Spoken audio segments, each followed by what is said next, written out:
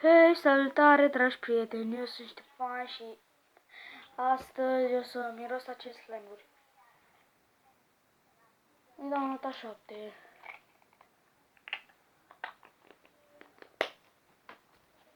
Da, următorul slime, o să le miros doar că nu o să filmez mult.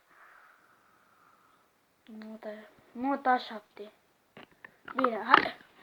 Bine, o să-i dau nota 8.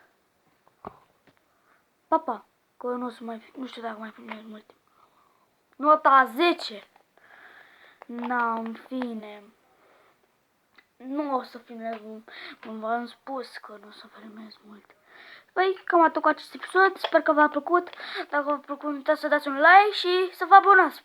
Pa, pa! Ne vedem data viitoare.